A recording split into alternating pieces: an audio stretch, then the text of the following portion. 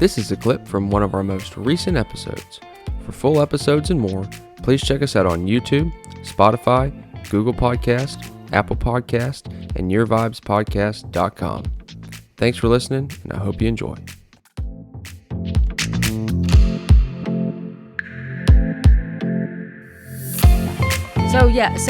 Going back, so for I guess 5 years now, I've been just creating clientele, and so probably in 2017, I did the Downtown Dixon logo, and I worked with a committee, and through that, I think somehow I met Jana Curcio, and she was having a little cocktail party at her house, and I was driving back from. I think for me this is a fun story, but it's not really that interesting. But I was like speeding back from North Carolina from vacation to get to this cocktail party because I wanted to hang out with them. And I've never been able to hang out with them outside of the conference room table talking about logos. And I'd been thinking for a while, I really want to start a co-working space. There's nothing here. A co-working space, if you're not familiar, is just a shared office space, usually for people who either don't want a private office or can't afford that, and they just want to be around other people working.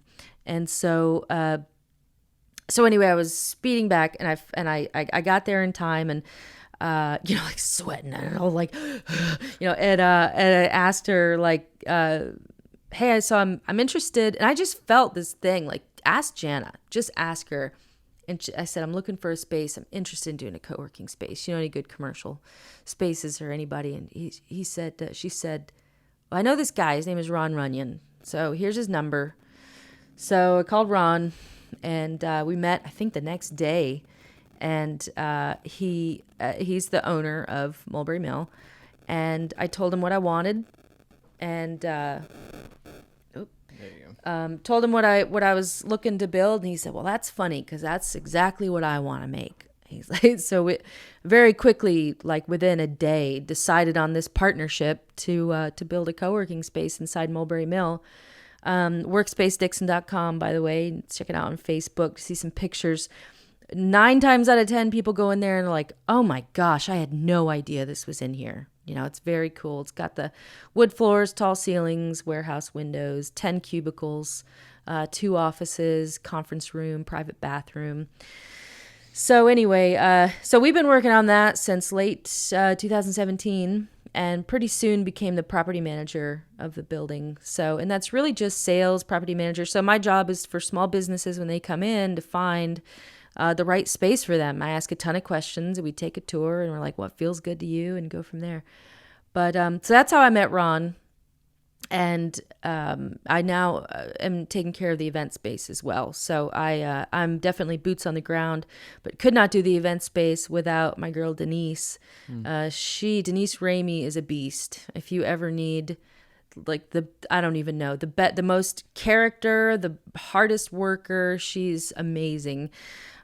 So anyway, back in 2018, 18, Ron approached me and said, hey, so I think I'm going to buy this building. Okay. So this was the old High Cotton building, and it was for sale at the time. I think Vicki Mitchell had passed away from cancer earlier that summer, and so it had been for sale for a while, and Vicki did such a great job with building a legacy there in the store. But he said, I think I want to buy this, and we're gonna actually buy the business as well within the building. You want to do that? You want to run that? I'm like, okay. Like Okay. Literally like 5 seconds of thought. I mean, like yeah, cool. I mean, like I knew what I was doing. Like no. And so, I mean, because my mom owned a business, I'm like, oh yeah, I'm like super good at retail, like my mom did it. My mom did it, so I guess I can too. I mean, I did work retail for many years, at a camping, hiking, travel store. And I really like retail, but if I'd only known what hell I've been through since that day. No, so we opened on Black Friday of 2018. We've been open since then. And oh my gosh, you guys, small business is not for the the weak. What is it called? Faint for of the heart. faint of heart. It is no joke. Especially when you've got multiple tenants. Oh my That gosh. you've got to take care of. And you're dealing with somebody's passion and their livelihood for some people. And so we're up to 98 vendors right now in there. What? Yeah. Wow. Yeah, I just did a count. We're a 5,500 square foot building, and we're the building with a mural on it, if you don't know.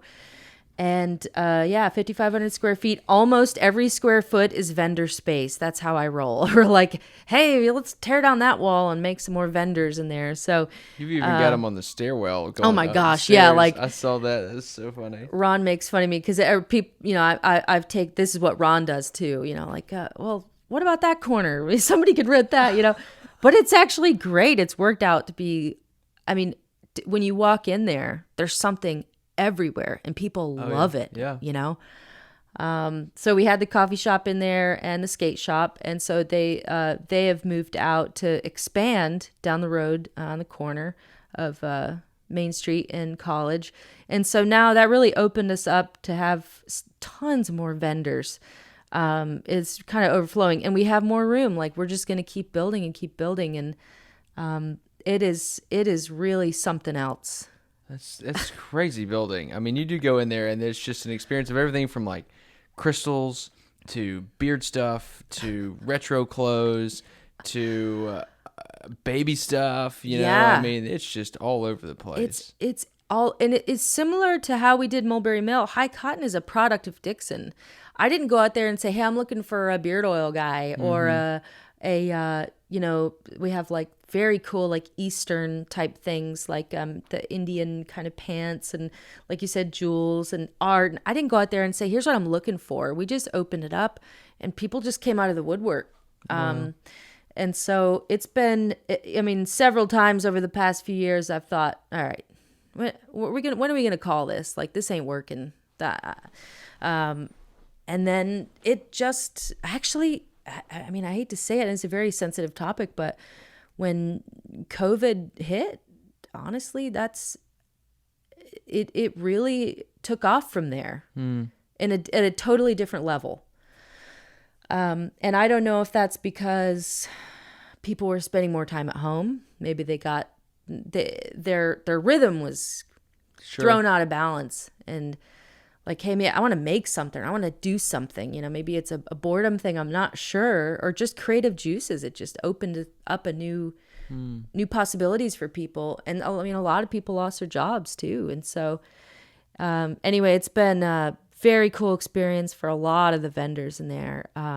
So are a lot of them, when they're there, do they pretty much just have a booth, or are they there working, or a mix of both? So I made the decision way back when that I want it to be totally separate between employees and vendors. I don't like the mix over. A lot of people around here will do that. I don't like that.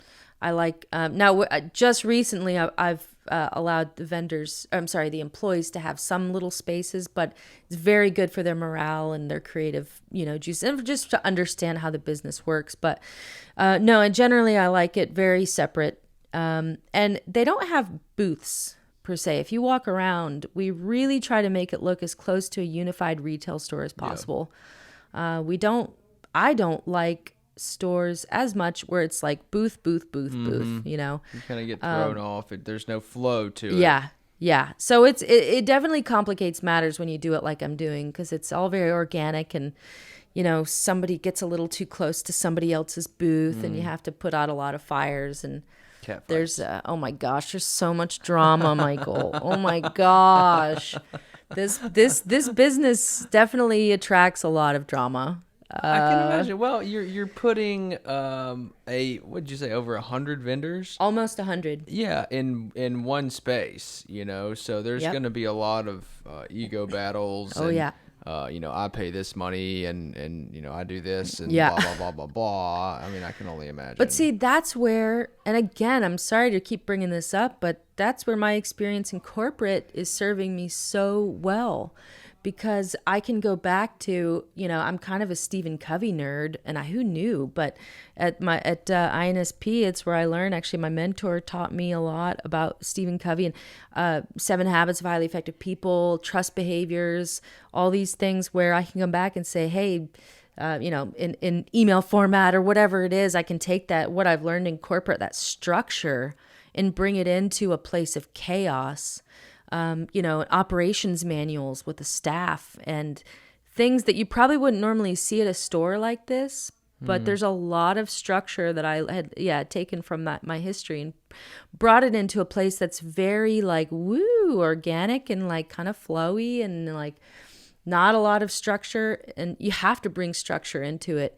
And that confuses people, I think. I think it's not...